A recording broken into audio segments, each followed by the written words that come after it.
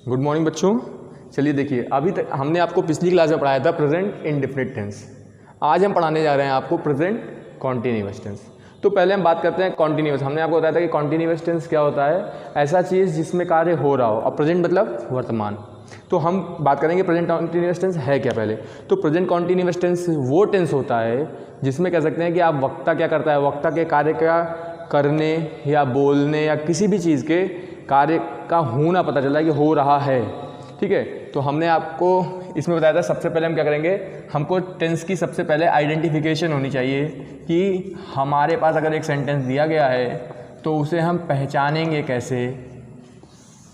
क्या पहचानेंगे, कैसे पहचानेंगे कि वो टेंस प्रेजेंट कॉन्टिन्यूअस टेंस है। ठीक है, तो ध्यान रखेंगे कि प्रेजेंट कॉन्टिन्यूअस टेंस की पहचान क्या होती है। आइडेंटिफिकेशन मतलब पहचान। पहचान क्या है, पहचान है उस वाक्य के अंत में क्या आएगा, रहा है, रही है, रहा हूँ, ठीक है, रहे हूँ आदि शब्द आते हैं, आदि शब्द आते हैं। लेकिन एक चीज़ का आपको ध्यान रखना है, आदि शब्द आते हैं लेकिन इसमें नोट कहता है कि नोट है कार्य के होने का समय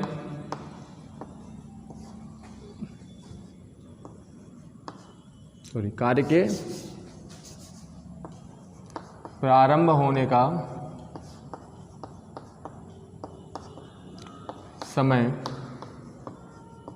नहीं दिया होगा।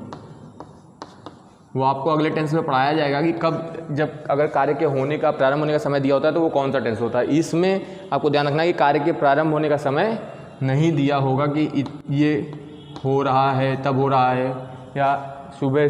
ठीक है, ऐसी चीज़ें आपको दर्शाई नहीं होंगी। तो आपको पहली चीज़ हमने बताई आपको कि आइडेंटिफिकेशन क्या है, कि पहचान है कि किस वाक्य के अंत में रहा है, रही है, रहा हूँ, रहे हूँ आएगा। वो आदि शब्द मतलब कि और कुछ भी हो सकता है। और आपको ये ध्यान रखना है कि उसमें कार्य के प्रारंभ होने का समय नहीं दिया होगा। ठीक है, अब हम बात करते हैं कि हमने आपको कहा था कि 4 प्रकार के टेंस की हम बात, सेंटेंस की बात करेंगे। पहला हम बात करते हैं अफर्मेटिव की, अफर्मेटिव सेंटेंस। ये अफर्मेटिव सेंटेंस में क्या होगा, अफर्मेटिव सेंटेंस हमने बताया था आपको सकारात्मक वाक्य कहते हैं। ठीक है, तो अब इसकी का टेंस जो है उसको कैसे बनाएंगे, कैसे हम करेंगे।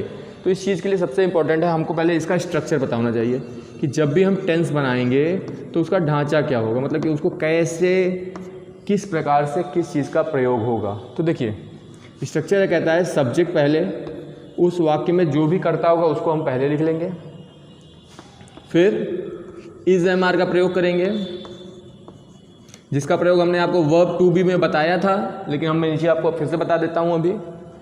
फिर वर्ब की जो वर्ब होगी, मेन वर्ब, वर्ब की आईएनजी फॉर्म, या इसे हम बहुत लोग वर्ब की फोर्थ फॉर्म भी कहते हैं, वर्ब की फोर्थ फॉर्म भी कहते हैं। ठीक है, प्लस ऑब्जेक्ट जो उस सेंटेंस में दिया होगा, प्लस अदर वर्ड। इस चीज़ का हम प्रयोग करेंगे। हम क्या करेंगे, सबसे पहले हम सब्जेक्ट का यूज़ करेंगे, जो सब्जेक्ट का कर्ता, उस वाक्य का कर्ता होगा उसको लिखेंगे।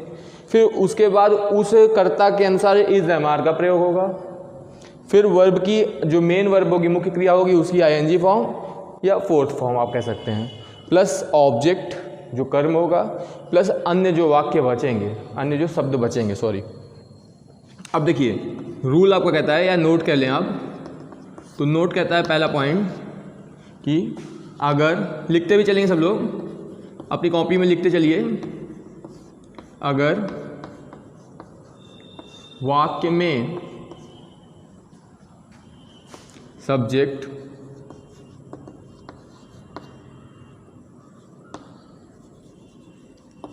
ही, शी, इट या सिंगुलर नाउन मतलब एक वचन संज्ञा होगी, नाउन हो तो सहायक क्रिया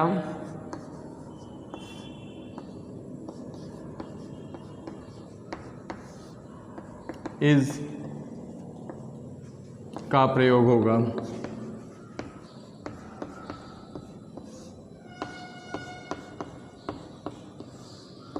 देखिए समझ लीजिए आप, हमने क्या कहा कि अगर हमारा वाक्य जो है उसमें जो सब्जेक्ट है, सब्जेक्ट क्या है, is M R, sorry subject के साथ हमको इज एम आर का प्रयोग करना है। अगर हमारा सब्जेक्ट ही हो गया, शी हो गया, इट हो गया, सॉरी ही हो गया, शी हो गया, इट हो गया, ये सेमी कॉमा है, ठीक है, इसको आप देख लीजिएगा, ध्यान दीजिएगा।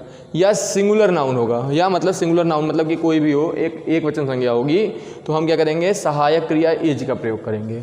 दूसरा नोट कहता है, लिखिए इतना, पहले लिखिए आप लोग, लिख लीजिए इतना जल्दी जल्दी, मिला नहीं, दिक्कत नहीं, सही है ना। चलिए देखिए आपने लिख लिया होगा, लिख लीजिए जल्दी जल्दी, ठीक है। आगे हम बात करते हैं कि अगर हमारे वाक्य में, हमने बात की, दूसरा एग्जांपल ले रहे हैं, अगर हमारा कर्ता या सब्जेक्ट सीधे ले लेते हैं, सब्जेक्ट के यू वी दे या प्लूरल नाउन मतलब बहुवचन संज्ञा, प्लूरल नाउन होने पर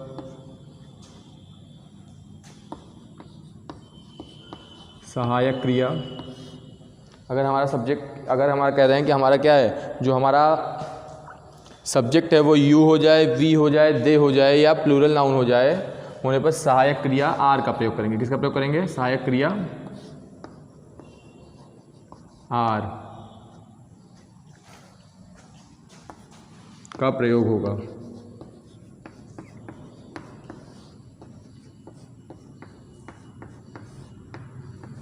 थर्ड चीज कहता है, अगर सब्जेक्ट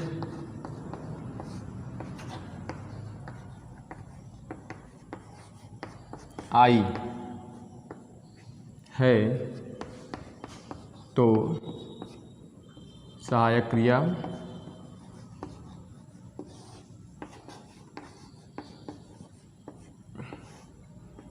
एम का प्रयोग हो,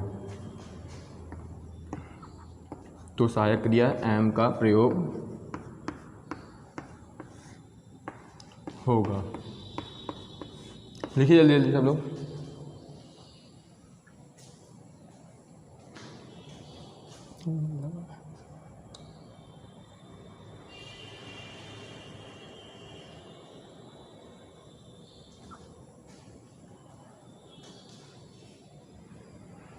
लिख लीजिए जल्दी सब लोग। तो इसके बाद हम देखते हैं, इसके एग्जाम्पल देखते हैं अफर्मेटिव सेंटेंस की, कि अफर्मेटिव सेंटेंस कैसे बनेगा।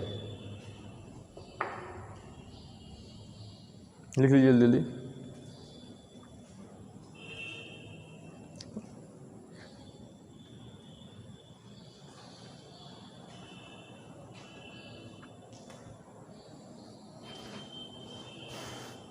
चलिए देखते हैं, एग्जाम्पल देखते हैं इसके कुछ। अगर हम एग्जाम्पल की बात करें अफर्मेटिव सेंटेंस के, तो अफर्मेटिव का मान लीजिए कि एग्जाम्पल लेते हैं, जैसे कि हमने लिया एग्जाम्पल,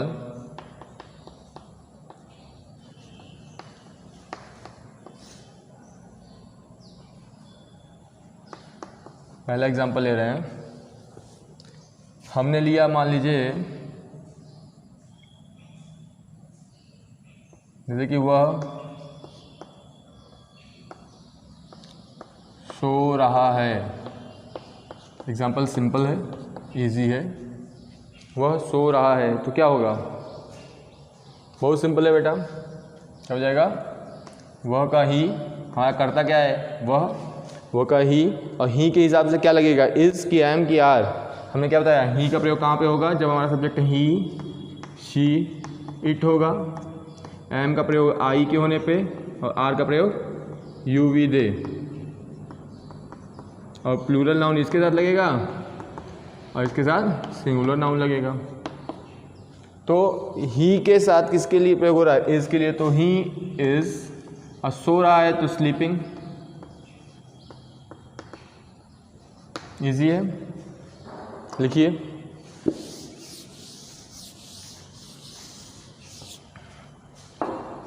दूसरा देखते हैं,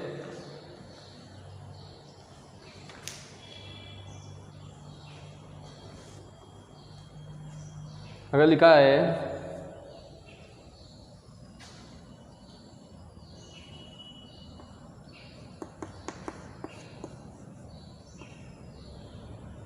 मेरे मित्र आज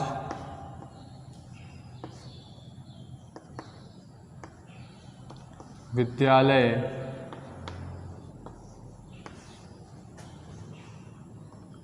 स्वयं जा रहे हैं।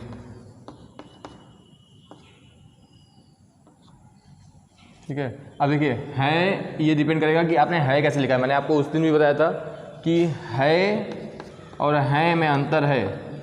हैं प्लूरल है और है सिंगुलर है, ये मैंने आपको कल भी बताया था। आपको पिछले वीडियो में भी मैंने आपको बताया था कि हैं का प्रयोग प्लूरल के लिए और है का प्रयोग सिंगुलर के लिए होता है। तो मेरे मित्र आज विद्यालय स्वयं जा रहे हैं, इससे पता चलता है कि ये मेरे मित्र जा रहे हैं, मैं ढेर सारे हैं, एक अकेला मित्र नहीं जा रहा है। तो माई फ्रेंड्स जो एक प्लूरल है, अब प्लूरल नाउन के लिए किसका प्रयोग होगा ध्यान देंगे। अगर तो हमने लिखा था सेकंड पॉइंट में लिखा था प्लूरल नाउन, प्लूरल नाउन के लिए किसका प्रयोग होता है, आर का होता है। तो माई फ्रेंड्स आर, और जा रहे हैं गोइंग टू स्कूल,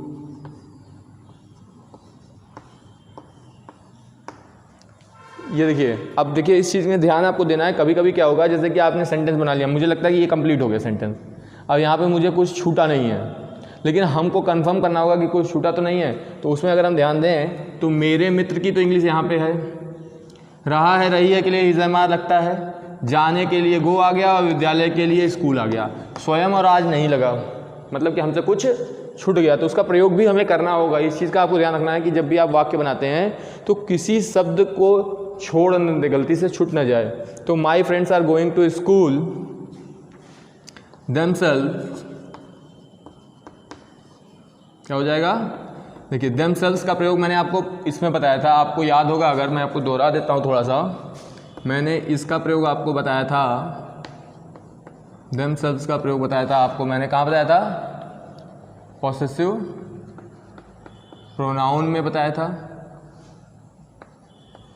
ठीक है, सॉरी प्रोनाउन में बताया था। प्रोनाउन में जब मैं इसको पढ़ा रहा था तो मैंने आपको बताया था कि किसी चीज़ के लिए हम करते हैं, जैसे कि हम जब यूज़ करते हैं तो देमसेल्व्स का प्रयोग करते हैं। किस लिए यूज़ करते थे, जब हम स्वयं की बात करते हैं या खुद की ही बात कर रहा हो, जैसे कि हिमसेल्फ वह स्वयं जाता है, ही अगर होता है यहाँ पर सब्जेक्ट तो हिमसेल्फ लगता, यू होता तो योर सेल्फ लगता, आई होता तो माई सेल्फ लगता। ठीक है, उसी प्रकार यहाँ पे जब ढेर सारे लोग हैं तो दे के लिए देमसेल्फ, क्योंकि इनका एक प्रॉपर प्रोनाउन क्या होगा, दे, और दे के लिए क्या लगता है, देमसेल्व्स। ठीक है, ठीक है। तो my friends are going to school themselves today. अगला देखते हैं थर्ड पॉइंट, एक और एग्जांपल देख लेते हैं थोड़ा सा। जैसे मैंने एग्जांपल लिखा, मान लीजिए आपके लिए थोड़ा सा कठिन कर रहे हैं।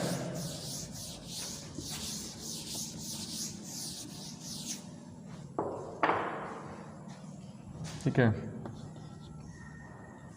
वह क्या लेते हैं आपको, मेरा भाई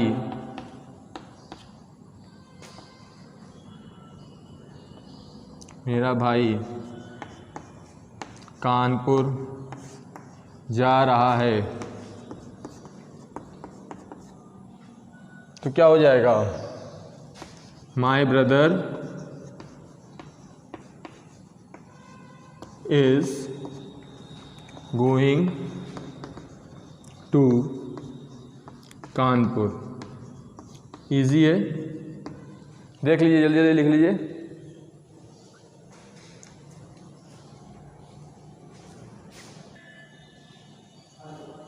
चलिए देखिए, आपने ये पढ़ लिया होगा बेटा, ठीक है, और समझ भी लिया होगा यहाँ तक इसके बाद हम बात करते हैं निगेटिव सेंटेंस की। किसकी बात करते हैं?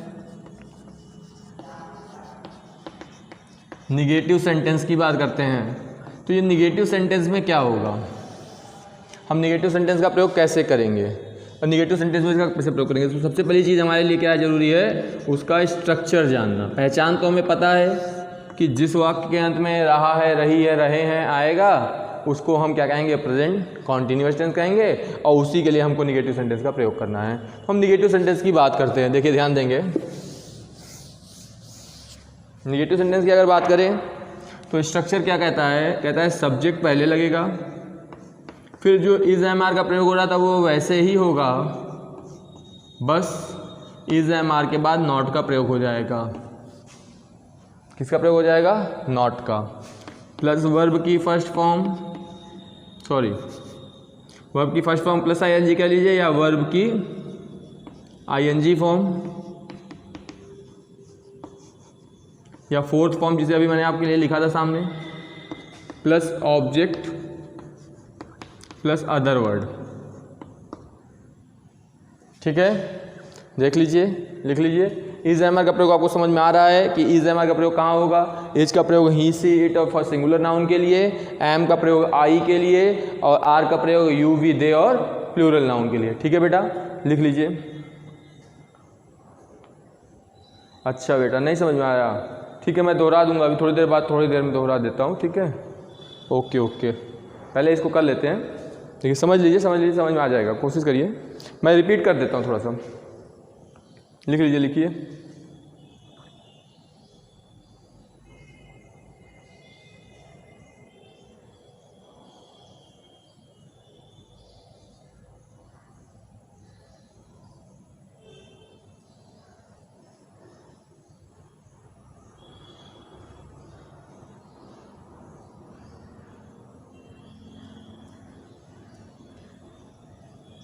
लिख लिया? चलिए देखिए एग्जाम्पल देखते हैं इसका। लिखा हुआ है, अगर मान लीजिए हमने एग्जाम्पल लिखा, क्या लिखा एग्जाम्पल? वह मैदान में नहीं खेल रही है, तो क्या हो जाएगा? इसकी इंग्लिश अगर बनाएंगे तो क्या हो जाएगा? She is not playing, she is not playing in the field. लिख लीजिए। दूसरा एग्जाम्पल देखते हैं। अगर लिखा है हम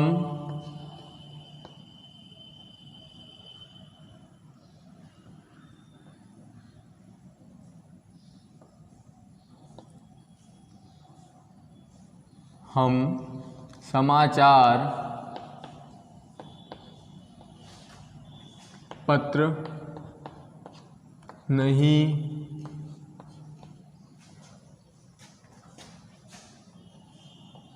पढ़ रहे हैं, हम समाचार पत्र नहीं पढ़ रहे हैं, तो क्या हो जाएगा?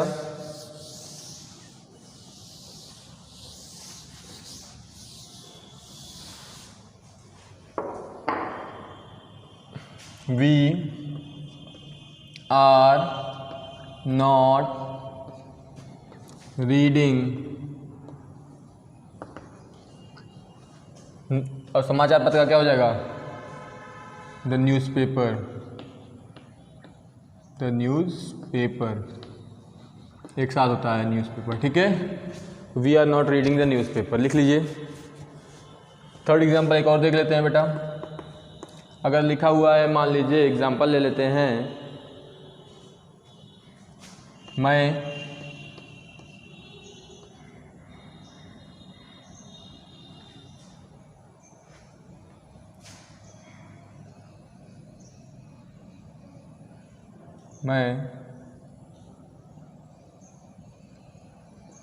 नहीं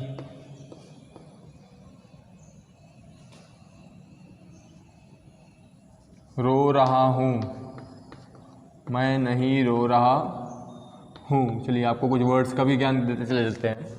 मैं नहीं रो रहा हूँ। अब ध्यान दीजिएगा थोड़ा सा, रोने की इंग्लिश कौन बताएगा? कोई बताएगा रोने की इंग्लिश?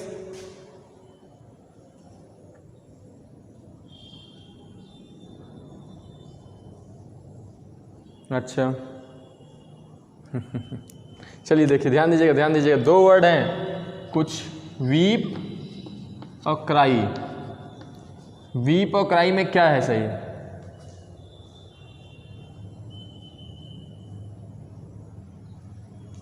चलिए ध्यान दीजिए, वीप मतलब रोना होता है, क्राई मतलब नहीं, क्राई मतलब होता है चिल्लाना। चिल्लाना क्या होता है? चिल्लाना। तो मैं नहीं रो रहा हूँ मतलब क्या होगा? I am not weeping, not crying. अगर क्राइंग लिख दिए तो मैं नहीं चिल्ला रहा हूँ हो जाएगा, रो रहा हूँ नहीं होगा। लिख लीजिए जल्दी जल्दी। उसके बाद हम बात करते हैं इंट्रोगेटिव सेंटेंस की।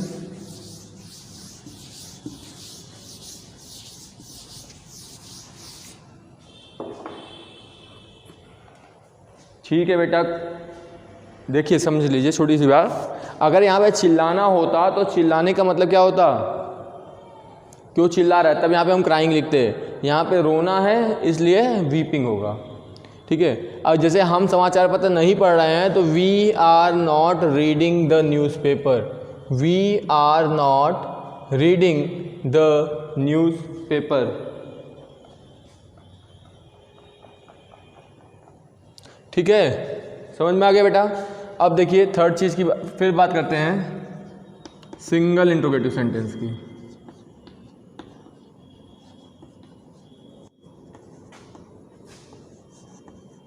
सिंगल इंट्रोगेटिव सेंटेंस की।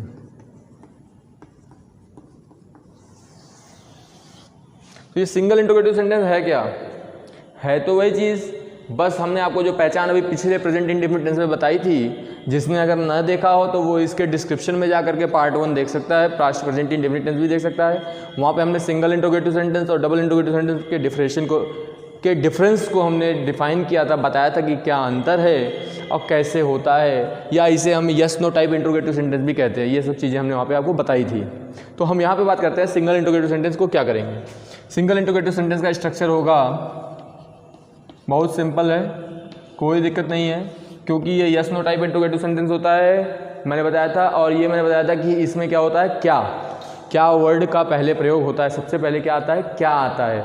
ठीक है, तो वहाँ पे हम क्या करते हैं, जो हेल्पिंग वर्ब होती है वही क्या के लिए आ जाती है। तो इज एम आर का सबसे पहले प्रयोग होगा, फिर सब्जेक्ट, फिर अगर ब्रैकेट में अगर नॉट है तो नॉट लगाएंगे, नहीं है तो नहीं लगाएंगे, प्लस वर्ब की आईएनजी फॉर्म मतलब fourth form, plus object, plus other word. ING form को कुछ लोग V1 प्लस आईएनजी भी लिखते हैं, ये भी सही है, ये भी सही है, इसमें आप टेंशन नहीं लीजिएगा। वर्ब की फोर्थ फॉर्म भी इसे कहते हैं। ठीक है, इसलिए मैं आपको बताते चल रहा हूँ कि वो थोड़ा सा डिफरेंस न रहे कि बाद में आप कंफ्यूज हों। तो is M are plus subject plus not plus verb की आईएनजी फॉर्म या fourth form plus object plus other word और क्वेश्चन मार्क। ध्यान दीजिएगा कैसे बनेगा इसका ट्रांसलेशन। एग्जाम्पल देख रहे हैं, वही चीज़ है, इज एम आर का प्रयोग वही है, कोई दिक्कत नहीं है। ठीक है, अगर हमें सेंटेंस दिया है, मान लीजिए क्या पानी, जैसे पानी बहुत बरस रहा है आजकल, क्या पानी बरस रहा है, तो पहले आप शब्दों को बताएंगे कि इसमें करता क्या है। कोई बताएगा, कोई बच्चा करता क्या है, बताइए बताइए बताइए, मैं आपके कमेंट्स देख रहा हूँ, बताइए।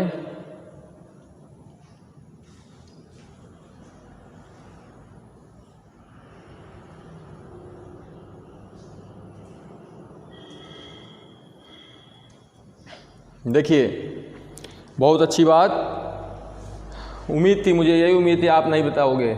आप लोग कुछ तो पहले क्लास ही कम लेने आते हो, उसके बाद भी बताते कुछ गलत बताते हो, कुछ सही बताते हो। चलिए देखिए, अगर आपको अच्छे से याद होगा तो मैंने यूज़ ऑफ इट में पढ़ाया था। तो यहाँ पे करता क्या है, इट का प्रयोग होगा। जहाँ पे करता नहीं होगा और ऐसे दिन तारीख मौसम की बात होती है तो वहाँ पे किसका प्रयोग करते हैं, इट का प्रयोग करते हैं। तो पहली बात इट के लिए इज़ लगता है, इज़ इट रेनिंग, बस इज़ इट रेनिंग, क्या पानी बरस रहा है, इज़ इट रेनिंग। और क्या होता है अगर क्या पानी नहीं बरस रहा है तो इज़ इट नॉट रेनिंग। बहुत सिंपल है, कोई दिक्कत, लिख लीजिए जल्दी से। दूसरा एग्जांपल देखते हैं। अगर लिखा हुआ है क्या, एक एग्जांपल ले लेते हैं, मान लीजिए जैसे ले लिया, क्या तुम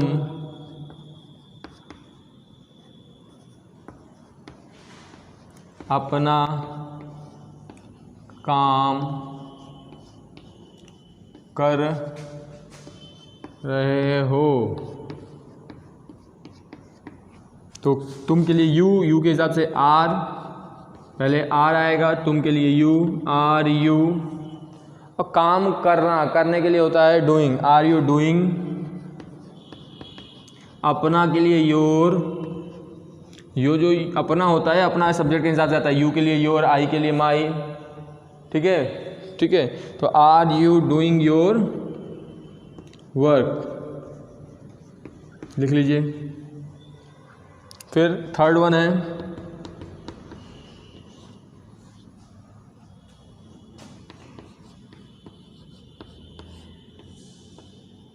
क्या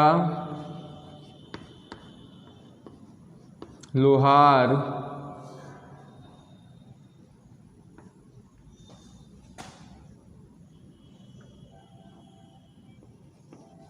सो रहा है। चलिए देखिए कितने लोग लोहार की इंग्लिश बताते हैं। लोहार की इंग्लिश बताइए, सभी लोग कमेंट करिए, लोहार की इंग्लिश कमेंट करिए, कमेंट करिए।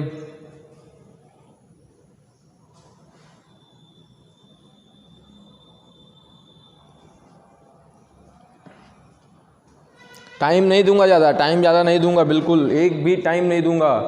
तुरंत बताइए, इंटरनेट पे नहीं खोजने की ज़रूरत है, यहीं बताइए, तुरंत बताइए। चलिए ठीक है बेटा, गुड गुड। देखिए तो लोहार की इंग्लिश हम बताते हैं आपको पहले, क्योंकि लोहार लिखा है तो इज़ होगा, क्योंकि एक ही है। तो लोहार की इंग्लिश होती है ब्लैक स्मिथ। क्या होती है, ब्लैक स्मिथ। तो इज़ ब्लैक स्मिथ स्लीपिंग।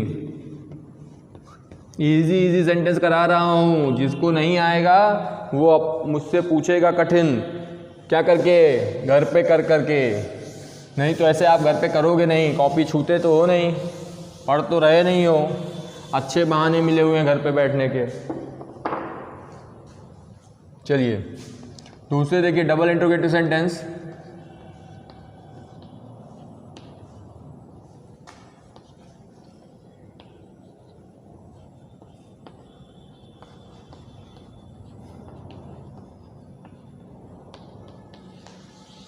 चलिए डबल इंट्रोगेटिव सेंटेंस को देखते हैं। तो ये डबल इंट्रोगेटिव सेंटेंस में क्या करना है, वही चीज़ है, स्ट्रक्चर वही रहेगा, बस क्या होता है क्वेश्चन वर्ड आगे आ जाता है। क्या आ जाता है, क्वेश्चन वर्ड आगे आ जाता है। मतलब पहले क्वेश्चन वर्ड, फिर सब्जेक्ट, फिर क्वेश्चन वर्ड के बाद पहले इज है हमारा, हेल्पिंग वर्ब आएगी, फिर सब्जेक्ट, फिर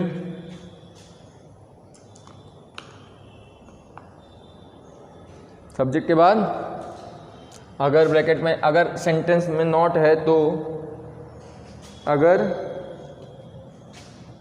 सेंटेंस में नॉट है तो उसका प्रयोग होगा, नहीं तो नहीं होगा। प्लस वर्ब की इंग फॉर्म या आईएनजी फॉर्म, प्लस ऑब्जेक्ट और प्लस अदर वर्ड। लिख लीजिए जल्दी जल्दी, सारे लिख लो जल्दी जल्दी।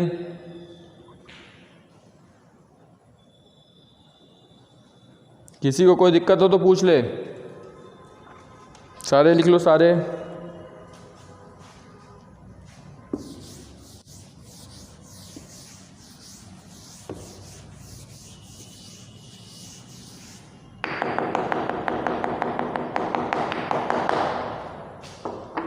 चलिए देखते हैं, एग्जाम्पल देखते हैं।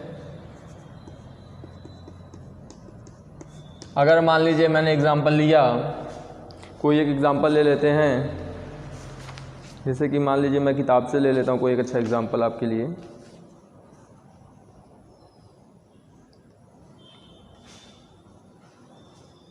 चलिए एग्जाम्पल देखेंगे इसका। एग्जाम्पल मान लीजिए मैंने लिखा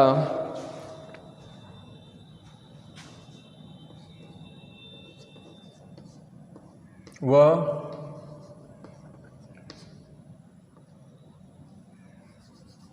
क्यों खाना, वह क्यों खाना नहीं खा रहा है, वह क्यों खाना नहीं खा रहा है। तो क्यों की इंग्लिश वाई, और इज़ ही नॉट। देखिए सिंपल है, हमने क्यों की इंग्लिश लिखी वाई, इज़ एम आर लगाया, ही लगाया, नॉट लगाया। अब खाने की बात है तो why is he not eating, हाँ ईटिंग ही लिखिए, फूड। देखिए इस चीज़ का ध्यान रखेंगे आप, कोई कभी कभी ईट की जगह पे टेक का भी प्रयोग होता है। जब खा चुका था की बात करते हैं तो टेक, ठीक है। Why is he not eating food, या टेकिंग फूड भी आप लिख सकते हो, ठीक है, लिख लीजिए। सेकेंड वन की बात करते हैं, देखिए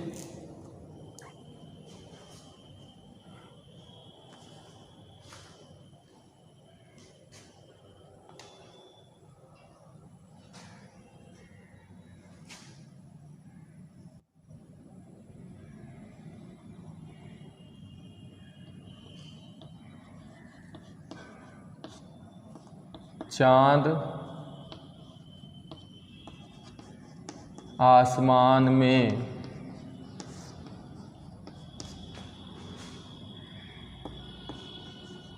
कब से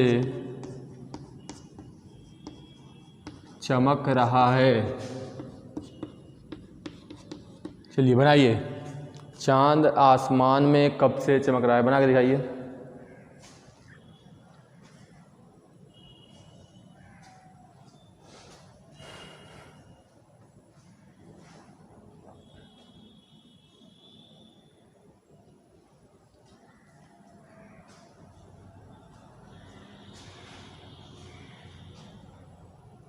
ठीक है बेटा, थोड़ा थोड़ा गलत है, थोड़ा गलत है, ध्यान दीजिएगा। कब से लिखा है, कब की इंग्लिश व्हेन होती है, कब से की इंग्लिश होती है from when. From when is the moon, क्योंकि अकेला ही चंद्रमा होता है। Is the moon shining in the sky. लिख लीजिए बेटा इसको भी, जल्दी से लिख लीजिए इसको भी। इसके बाद हम नेक्स्ट क्लास में पढ़ेंगे अब प्रेजेंट परफेक्ट टेंस। क्या पढ़ेंगे? Present perfect tense. लिख लीजिए जल्दी जल्दी।